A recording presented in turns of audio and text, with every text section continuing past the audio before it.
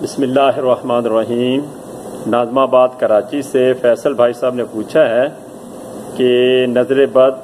جادو اور دیگر چیزوں سے بچنے کے لیے جو یہ تعویذات گلے میں ڈالے جاتے ہیں یا بازو پہ باندھے جاتے ہیں، ان کی شرعی حیثیت کیا ہے؟ تو بھائی صاحب بات یہ ہے کہ سب سے پہلے تو بندے کو چاہیے کہ کلام اللہ پڑھے اور اپنے آپ پر خود دم کرے، کہ روایتوں میں آتا ہے اللہ کا کلام پڑھنے کے بعد جو منہ سے بندہ پھونک مارتا ہے اس میں شفا ہے۔ اب ظاہر ہے ہر ایک کے پڑھنے پڑھانے میں بھی الگ الگ اثر اور فرق ہوتا ہے، تو پھر یہ ہے کہ لوگ مختلف بیماریوں سے بچنے کے لیے، یعنی کہ جو بزرگان دین ہوتے ہیں، عاملین ہوتے ہیں، ان سے دم کراتے ہیں، تعویذات وغیرہ بھی لیتے ہیں۔ تو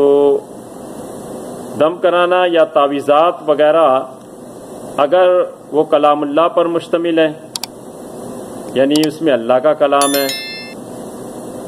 اور کوئی شرکیہ چیز نہیں ہے، تو پھر وہ تعویذات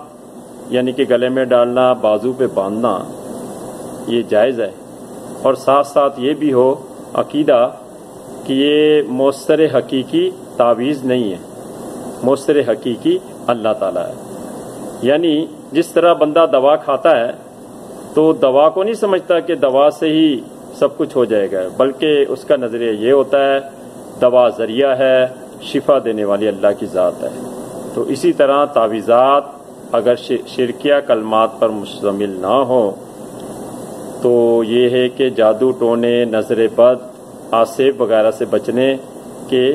تعویذات باندھے جا سکتے ہیں، بشرطے کہ بندہ انہیں مؤثر حقیقی نہ سمجھے بلکہ مؤثر حقیقی اللہ تبارک و تعالیٰ کو سمجھے۔ مسئلہ میں نے بیان کر دیا، باقی واللہ عالم، اللہ بہتر جانتا ہے۔